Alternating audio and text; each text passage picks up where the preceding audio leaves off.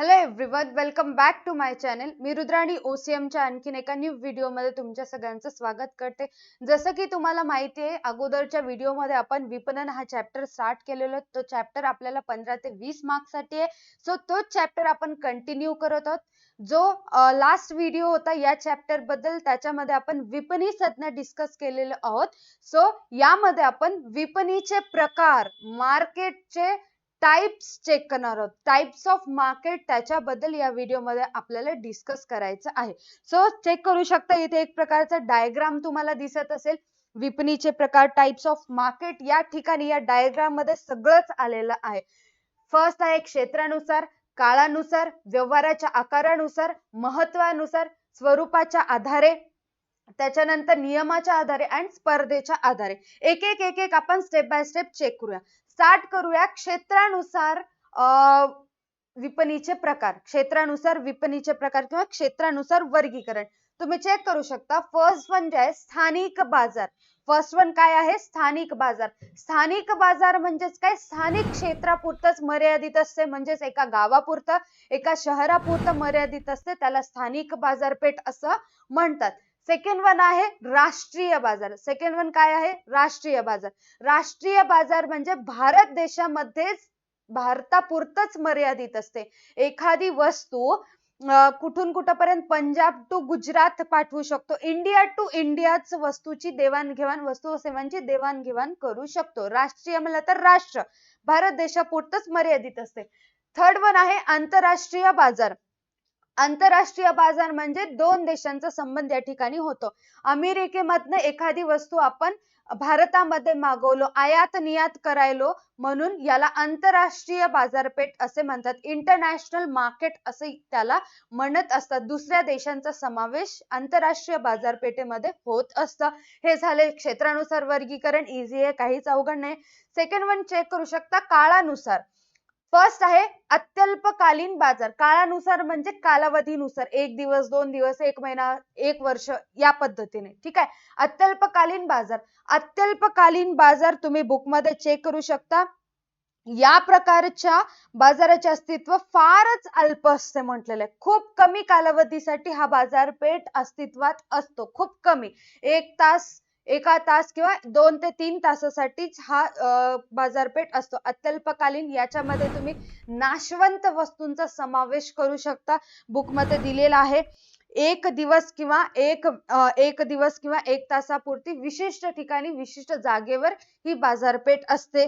फळे असतात. याच्यामध्ये काय काय असतात? फळे, भाजीपाला, दुग्धजन्य पदार्थ. दुग्धजन्य पदार्थ म्हणजेच पनीर, दूध, तूप, मलाई किंवा जे काही क्रीम असतं, ते सर्व दुग्धजन्य पदार्थामध्ये त्यांचा समावेश होत असतो. इत्यादी प्रकारच्या नाशवंत वस्तूची विक्री अत्यल्पकालीन बाजारपेठेमध्ये केल्या जातं. अत्यल्पकालीन बाजारपेठ हा 1 तास किंवा 1 दिवसापुरताच मर्यादित असतो आणि विशिष्ट जागी घेतला जातो. जसं की तुम्ही मांसांचे एक मार्केट असते, मच्छी मार्केट म्हणत असतो आपण त्याला. विशिष्ट जागा आहे. मच्छी मार्केट म्हणले की माशांचं त्या ठिकाणी खरेदी विक्री केली जाते. मच्छी मार्केट, विशिष्ट जागा. नाशवंत वस्तू, मासे आहेत, माशांची खरेदी विक्री त्या ठिकाणी केली जाते आणि तो आहे अत्यल्पकालीन बाजार. सेकंड वन आहे अल्पकालीन. सेकंड वन काय आहे? अल्पकालीन. अल्पकालीन म्हणजे आठवडी बाजार. प्रत्येक दिवसाच्या प्रत्येक आठवड्यामधून एक दिवस ठरलेला असतो, त्या दिवशी अल्पकालीन बाजारपेठ भरत असते. एक्झाम्पल घेऊ शकता, जसं की देगलूरमध्ये शनिवारी आठवडी बाजार असतो. त्याच्यानंतर विशिष्ट ठिकाणी पर्टिक्युलर दिवशी बाजार भरत असतो, ते एक्झाम्पल येतं अल्पकालीन बाजारपेठेमध्ये. बऱ्याच ठिकाणी कुठला सण वगैरे असेल तर त्या ठिकाणी जत्रा भरत असते. ठीक आहे. सप्ताह वगैरे झाल्यानंतर म्हणू शकता, किंवा एखादा कुठला उत्सव असेल, उत्सव झाल्यानंतर त्या ठिकाणी मेळा म्हणू शकता, जत्रा भरत असते. त्यांचा समावेश सुद्धा अल्पकालीन बाजारपेठेमध्ये होत असतो. अँड थर्ड वन आहे दीर्घकालीन बाजार, दीर्घकालीन या प्रकारच्या बाजारास दीर्घकालीन अस्तित्व असते, म्हणजेच की जास्त कालावधीसाठी असते. या बाजारात दीर्घकाळ टिकणाऱ्या व नाशवंत नसणाऱ्या वस्तूंची विक्री केली जाते. दीर्घकाळ टिकणाऱ्या वस्तूंची विक्री या बाजारपेठेमध्ये केली जाते. प्रत्येक वस्तूचा समावेश दीर्घकालीन बाजारपेठेमध्ये होत असतो. एक पॉइंट इथे लक्षात ठेवायचा आहे, नाशवंत वस्तूचा समावेश दीर्घकालीन बाजारपेठेमध्ये होत नाही, कारण नाशवंत वस्तूची जे काही कालावधी असते ते खूप कमी असते. ठीक आहे, एक दिवस त्या काही वस्तू 1-2-3 तासापुरत्याच मर्यादित असतात, त्याच्यानंतर त्या वस्तू खराब होत असतात. ओके, 2 प्रकार क्लिअर झाले. एक होता आपला क्षेत्रानुसार, ठीक आहे, क्षेत्रानुसार क्लिअर झालं असेल तुम्हाला. त्याच्यानंतर होतं काळानुसार. 6 इथे क्लिअर झाले. आता व्यवहाराच्या आकारानुसार चेक करा. व्यवहाराच्या आकारानुसार आपला व्यवहार जितका जास्त मोठा त्या टाईपचं व्यवहाराच्या आकारानुसार असतं. म्हणजेच की यामध्ये 2 प्रकार आहेत, एक घाऊक बाजारपेठ आणि एक किरकोळ बाजारपेठ. घाऊक म्हणजेच काय, घाऊक व्यापारी म्हणजेच काय, आधी ते समजून घ्या. घाऊक व्यापारी कोण असतो? तो उत्पादकाकडून मोठ्या प्रमाणामध्ये वस्तूंची खरेदी करतो आणि किरकोळ व्यापाऱ्यांना लहान प्रमाणामध्ये विकतो, त्याला घाऊक व्यापारी असे म्हणतात. घाऊक व्यापारी समजलं. मग घाऊक बाजारपेठ म्हणजेच काय, जो घाऊक व्यापारी असतो मोठ्या क्वांटिटीमध्ये बिझनेस उत्पादकांकडून वस्तूंची खरेदी करत असतो. क्वांटिटी खरेदी करते वेळी मोठी असते, बट तोच व्यापारी लहान प्रमाणामध्ये वस्तू व सेवा किरकोळ व्यापाऱ्यांना विकत असतो. चेक करा, इथे सांगितले घाऊक बाजारपेठ, हे लक्षात ठेवायचंय. तुम्हाला संज्ञा संकल्पना स्पष्टकरणामध्ये विचारल्या जातं. घाऊक बाजारपेठेत किरकोळ बाजारपेठेच्या तुलनेत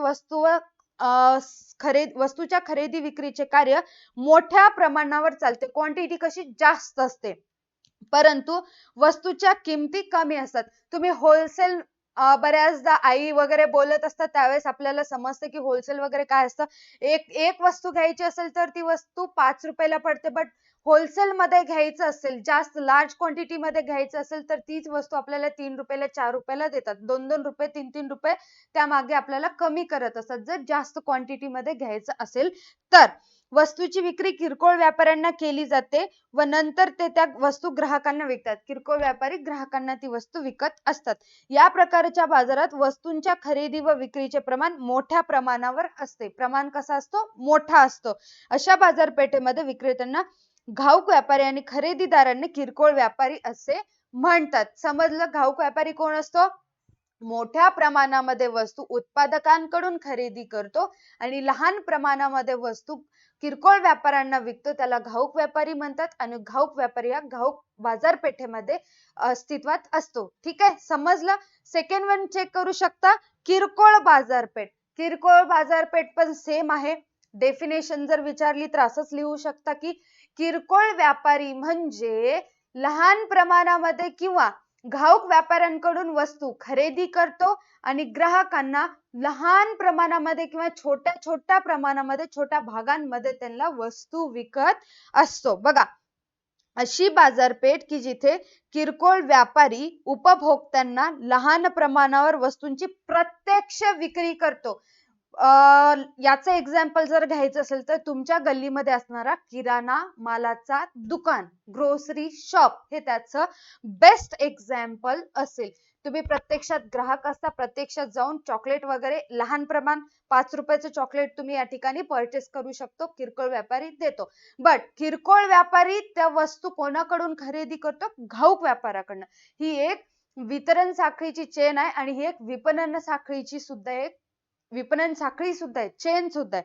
ती तुम्हाला मार्केटिंग मध्ये शिकायला मिळेल. ज्यांचं मार्केटिंग आहे त्यांना घाऊक आणि किरकोळ याच्यामधलं डिफरन्स समजतं.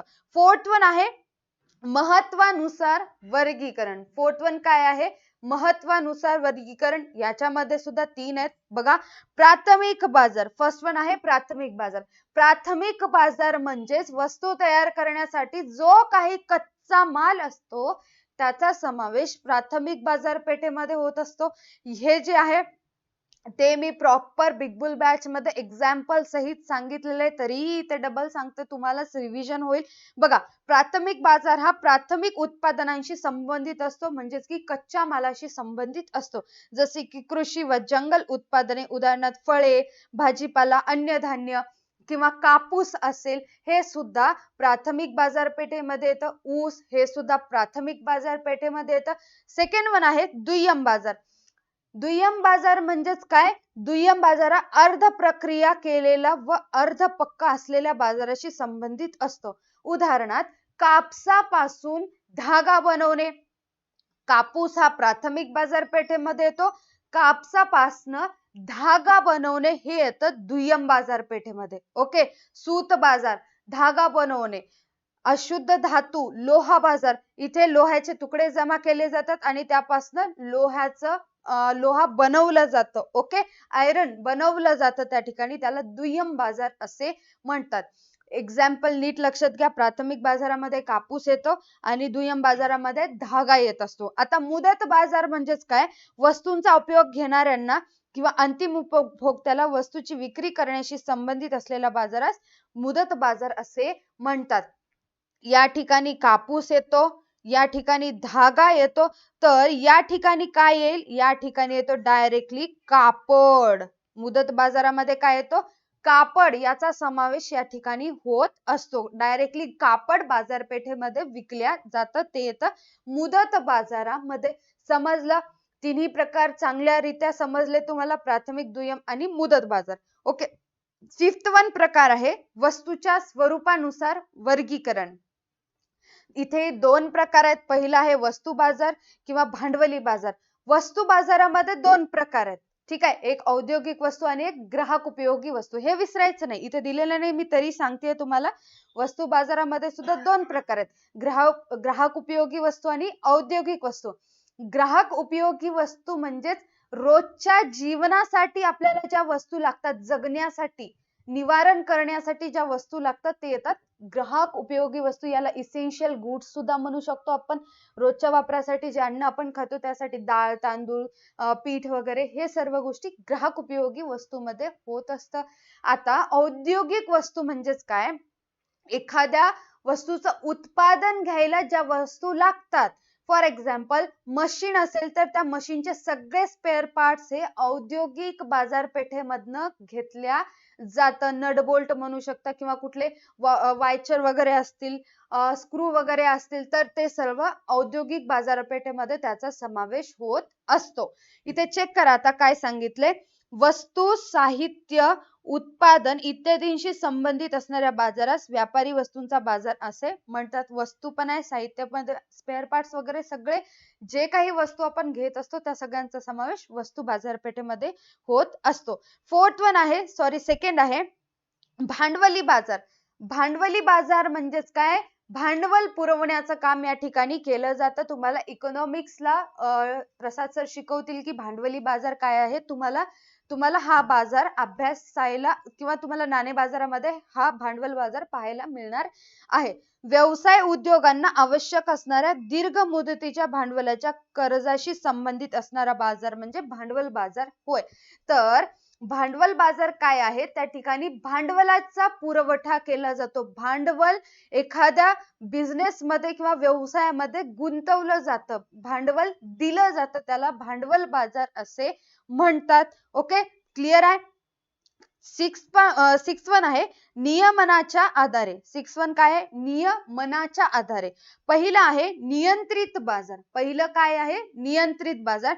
नियंत्रित बाजार म्हणजेच काय? देशातील कायदेशीर तरतुदीनुसार ज्या बाजाराचे नियमन केले जाते त्यास नियंत्रित बाजार असे म्हणतात. आता नियमन केले जाते म्हणजेच काय? तर काही शिस्त असते त्या बाजारपेठेमध्ये, शिस्त असते, काही नियम बनवलेले असतात, त्या नियमाच्या आधारे ती बाजारपेठ चालत असते.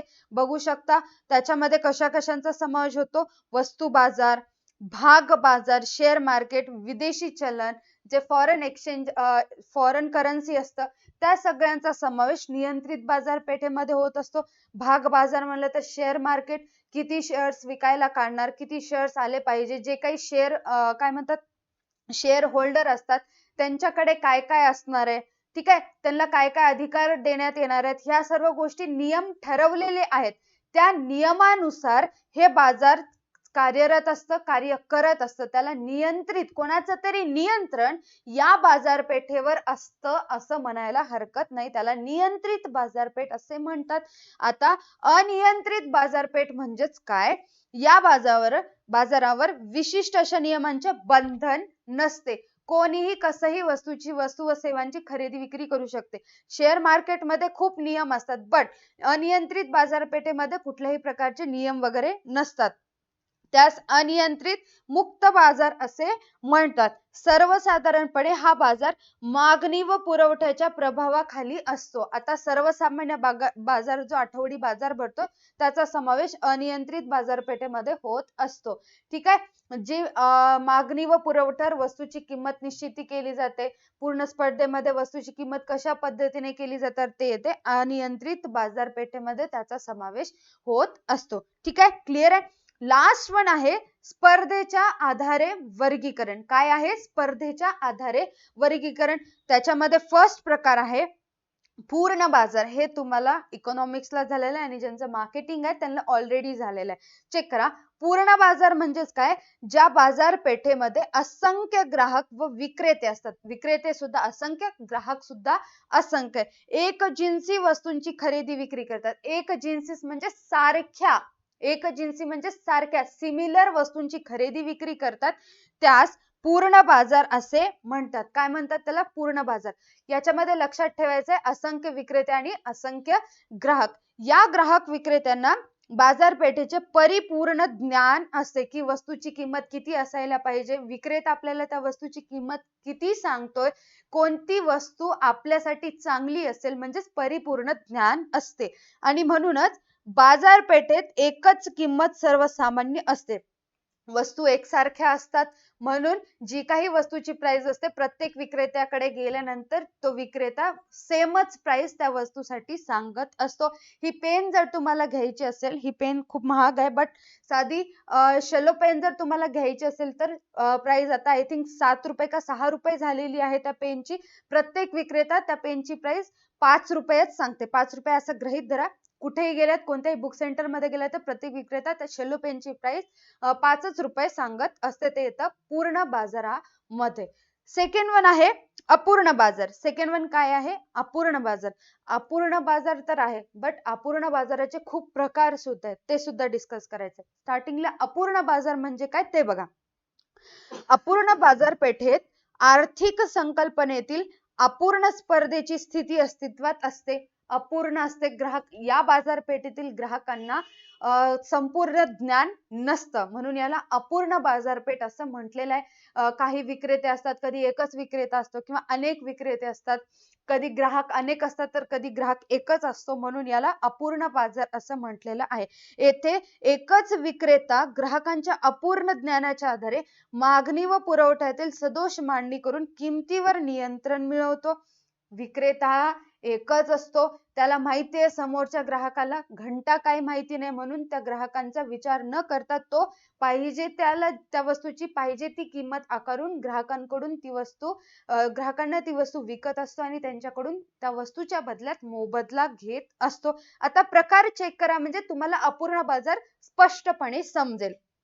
पहिला जो प्रकार आहे मक्तेदारी, याला मोनोपोली असे म्हणतात. काय म्हणतात? मोनोपोली. तुम्हाला झालेला आहे, ठीक आहे, डबल सांगायची गरज नाही. मक्तेदारी. मक्तेदारी म्हणजेच काय? अशी बाजारपेठ ज्या बाजारपेठेमध्ये विक्रेता हा एकच असतो. मोनो, एकटाच विक्रेता असतो. मक्तेदारीमध्ये एकच उत्पादक किंवा विक्रेता असतो, एकाच राज्य असतं की ज्याचे बाजारावर संपूर्ण नियंत्रण असतं. ठीक आहे. मक्तेदारी म्हणजेच काय? अशी बाजारपेठ त्यामध्ये विक्रेता हा एकटाच असतो, त्याच विक्रेत्याकडे ती वस्तू तुम्हाला पाहायला मिळते, त्याचं नियंत्रण अख्ख्या बाजारावर असतं. ओके. येथे वस्तूला किंवा उत्पादनाला जवळचा पर्याय अस्तित्वात नसतो. रेल्वे बघू शकता तुम्ही, रेल्वेमध्ये शासनाचंच मक्तेदारी आहे. ठीक आहे. रेल्वेमध्ये कोणाची मक्तेदारी आहे? शासनाचीच मक्तेदारी आहे. त्याच्यानंतर मक्तेदाराचे पुरवठ्यावर नियंत्रण असल्यानेच तो वस्तूंच्या किमती निश्चित करत असतो. पुरवठ्यावर नियंत्रण असल्यानेच म्हणजेच काय, ज्या वेळेस त्या वस्तूसाठी मागणी नाहीये किंवा जोपर्यंत त्याला पाहिजे ती किंमत मार्केटमध्ये मिळत नाही तोपर्यंत त्या वस्तूंचा पुरवठा तो मार्केटमध्ये करत नाही, सप्लाय करत नाही. बट आता त्याला समजलं की पुढचा ग्राहक या वस्तूची पाहिजे ते किंमत त्याला द्यायला तयार आहे, त्यावेळेस चटकन वस्तू मार्केटमध्ये सप्लाय करत असतो. त्याला मक्तेदारी असं म्हणतात. सेकंड जो प्रकार आहे द्वंद्वाधिकार बाजार.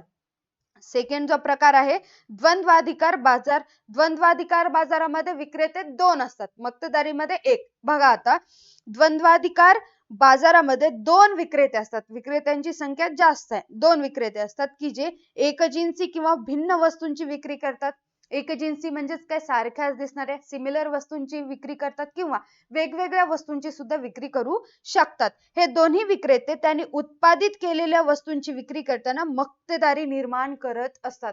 असे 2 विक्रेते आहेत. त्या 2 विक्रेत्यांना सोडून अख्ख्या बाजारपेठेमध्ये वस्तू कुठेच मिळत नाहीत. काहीही करून कसंही करून आपल्याला त्या 2 विक्रेत्यांकडेच वस्तू खरेदी कराव्या लागतात. ओके, ते आहे द्वंद्वाधिकार बाजार. समजलं? इझी आहे. 2 विक्रेते असतात अख्ख्या बाजारपेठेमध्ये, त्यांच्याकडेच ती वस्तू आपल्याला पाहायला मिळते. ठीक आहे. थर्ड वन आहे अल्पिष्टाधिकार. याला अल्पाधिकार, ऑलिगोपॉली असं सुद्धा म्हणू शकता. सिमिलरच आहे, फक्त ओसी मध्ये नाव काय दिलेलं आहे, अल्पिष्टाधिकार, आणि इकॉनॉमिक्स मध्ये नाव काय, अल्पाधिकार. ओके, ऑलिगोपॉली. चेक करा याच्यामध्ये काय सांगितलंय. अल्पिष्टाधिकार बाजारात फक्त काहीच विक्रेते असतात, मोजकेच विक्रेते असतात. ते एकजिन्सी, सिमिलर किंवा भिन्न वेगवेगळ्या वस्तूंच्या उत्पादनाची किंवा वेगवेगळ्या वस्तूंची विक्री करत असतात. उत्पादनांची निर्मिती आणि विक्री करत असतात. आता फ्रूट मार्केट बघू शकता. काही विक्रेते, मोजकेच विक्रेते असतात जे फळं विकत असतात. ऑफ सीझन मध्ये सुद्धा ते फळं विकत असतात. ते सुद्धा काही विक्रेत्यांमध्येच येत असतात. समजायले? जे काय म्हणतात, डिटर्जंट वगैरे असतात ते अल्पिष्टाधिकार बाजारपेठेमध्ये येत असतात. काहीच विक्रेते असे आहेत जे डिटर्जंट पावडर वगैरे विकत असतात. घडी असू द्या, व्हील असू द्या, फेना असू द्या, रिन असू द्या, हे सर्व काय अल्पिष्टाधिकार बाजाराचे उदाहरण आहेत. अँड लास्ट वन चेक करू शकता, एकाधिकारशाही. महत्वाचं, तुम्हाला हे संज्ञा संकल्पना स्पष्ट करामध्ये विचारल्या जातं. एकाधिकारशाही बघा, एकाधिकारशाही सगळ्यात उलट आहे. ज्या बाजारपेठेमध्ये वस्तूंच्या किंवा सेवांच्या खरेदीसाठी फक्त एकच ग्राहक असतो. आतापर्यंत आपण जेवढे बाजारपेठ बघत आलो त्याच्यामध्ये ग्राहकांची संख्या असंख्य होती, फक्त कमी जास्त विक्रेतेच होत होते. बट एकाधिकारशाहीमध्ये सगळ्यात उलट आहे. ग्राहक हा एकच असतो आणि विक्रेते हे अनेक असतात. एक क्रय अधिकार बाजार असे म्हणतात. आता याचे एक्झाम्पल काय सांगू शकतो आपण. विक्रेते अनेक असतात पण ग्राहक एकटाच असतो. श्रमासाठी श्रम असतं. याच्यामध्ये काय, जो ग्राहक असतो ग्राहकाला श्रमाच्या बदल्यात पैसे दिले जातात. तो श्रम त्या विक्रेत्याला विकत असतो. जो तो काम करतोय ते काम विक्रेत्याला विकत असतो, त्याच्या बदल्यात त्याला पैसे देण्यात येतात. जर एखाद्या ठिकाणी घराचं बांधकाम चालू आहे तर ग्राहक हा तो मजूर असतो. मजूर त्या ठिकाणी श्रम विकतो आणि त्या श्रमाच्या बदल्यात त्याला पैसे मिळतात. कंपनी असेल किंवा फॅक्टरी असेल किंवा व्यवसाय असेल, व्यवसायामध्ये कर्मचारी श्रम विकतो, त्याच्या बदल्यात त्याला मोबदला मिळत आहे, पगार मिळत आहे. ते येतं एकाधिकारशाही मध्ये. आय होप तुम्हाला हे टोटल बाजाराचे प्रकार चांगल्या पद्धतीने समजले असतील. जर या प्रकाराबद्दल डाऊट असेल तर तुम्ही डाऊट विचारू शकता. जर हा व्हिडिओ आवडला असेल तर व्हिडिओला लाईक करायचंय, चॅनलला सबस्क्राईब करायचंय. आजच्या व्हिडिओसाठी एवढंच. Tata bye bye, take care, stay connected.